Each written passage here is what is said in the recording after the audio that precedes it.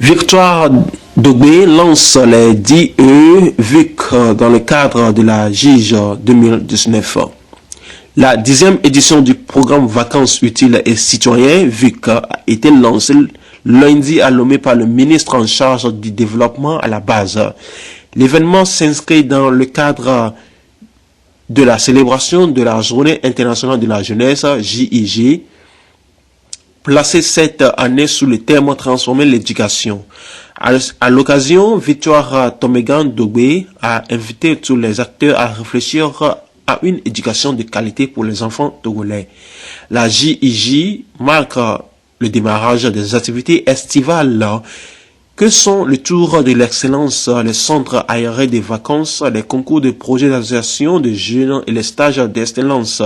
Et passer aux jeunes et aux acteurs intervenant dans les problématiques de la jeunesse. Environ 300 parmi les meilleurs lauréats du BEPC issus de 5 régions bénéficient de cette initiative cette année. Quant à la Journée internationale de la jeunesse elle-même, il faut rappeler qu'elle a été instituée en 1999 par les Nations Unies en vue d'amener les acteurs à réfléchir autour d'un thème lié à un enjeu majeur touchant au bien-être des jeunes.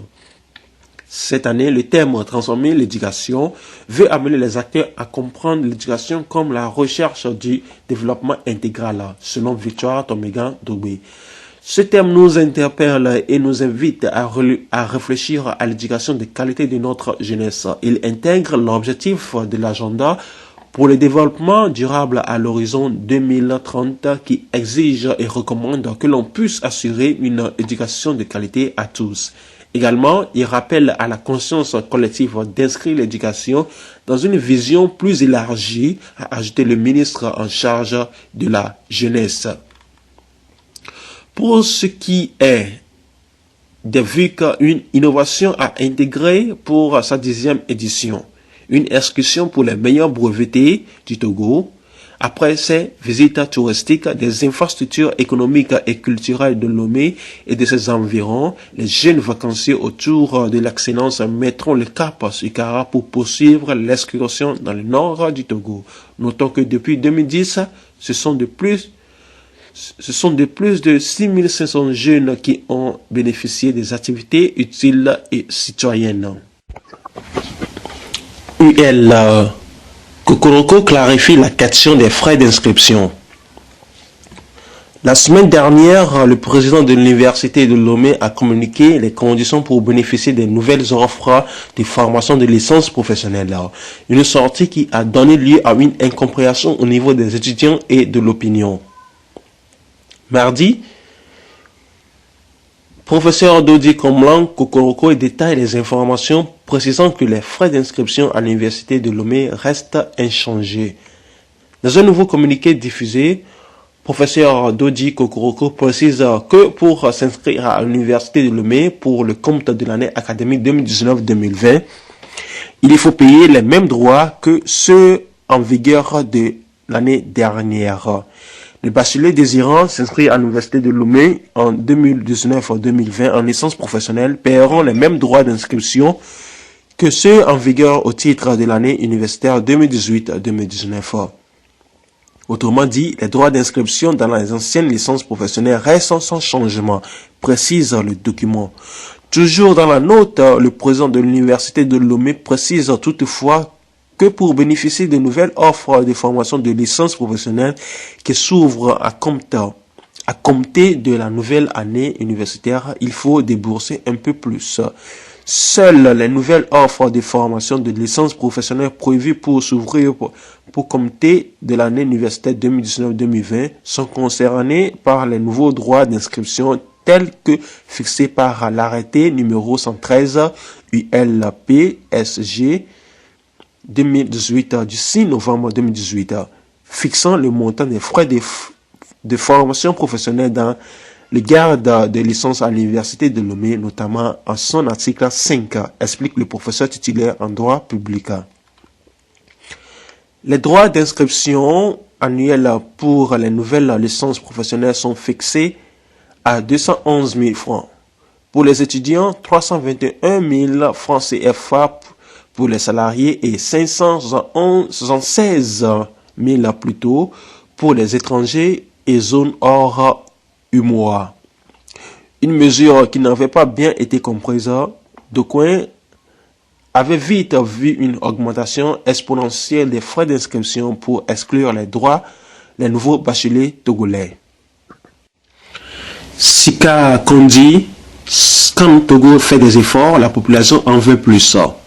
Cela fait déjà plus de 5 ans que la société Scan Togo, Sim Togo et Granit Togo se sont associés pour créer la fondation Heidelberger Cement Togo.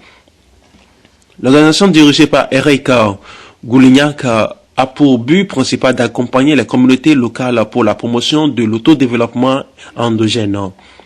Vendredi, un voyage de presse sur Tablebo, une ville située à 79 km de Lomé, a été organisé en vue de permettre aux journalistes de constater des visus sur les réalisations de la fondation dans la localité. Malgré les efforts de Heidelberger Cement Togo, des défis restent encore à relever, surtout en termes d'employabilité des autochtones. Scan Togo, usine de production de clinker à Sika Kondi dans le Yoto, avait signé une convention d'investissement avec l'État togolais. Selon les termes du contrat, il a été mentionné la création de la fondation Heidelberger Cement Togo, qui sera alimentée par un budget de 150 millions et qui doit s'augmenter de 10 millions chaque année pour atteindre un plafond de plus de 250 millions. La fondation s'est engagée d'une mission de responsabilité sociétale de l'entreprise qui consiste essentiellement à contribuer au développement des communautés où l'usine est installée. 5 ans après la création de Heidelberger Cement Togo, Scan Togo a construit des latrines, bâtiments scolaires, un forage, a électrifié des salles de classe par des panneaux solaires à Sika Kondi. L'usine a également doté des villages de Nida Kondi, Aweso Kondi, Ziome Kondi, Logokpo, Takpani Kondi, trim de forage d'eau potable. Un projet d'électrification du village de Sika Kondi et les villes environnantes en cours de réalisation. Avec un budget de 329 millions de francs CFA, ce projet viendra s'ajouter à l'appui financier fait chaque année aux bacheliers méritants et étudiants, à la distribution chaque année des fournitures scolaires aux premiers des classes, à la dotation des tracteurs agricoles et à la subvention de l'Union des groupements agricoles du canton de Tokli. Chaque année, nous organisons un atelier de planification avec la population pour discuter des besoins auxquels Scan Togo doit apporter des solutions.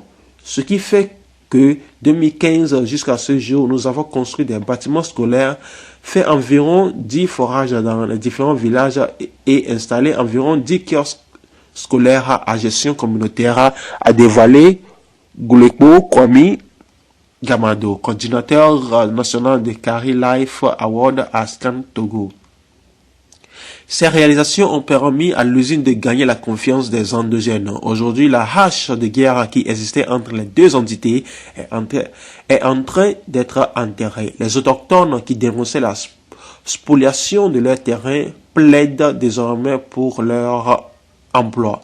En matière d'infrastructure de Sika Kondi, nous pouvons dire aujourd'hui que Scan Togo a fait beaucoup pour nous.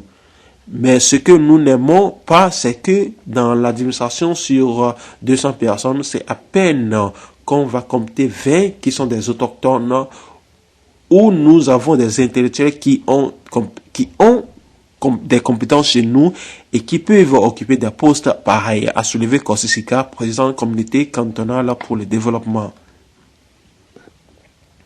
Rappelons que le groupe Heidelberger Cement au Togo est constitué de Scan Togo basé à Sika Kondi, de Sim Togo installé à Lomé, Ekara et Granit Togo 6 à Amelekpe.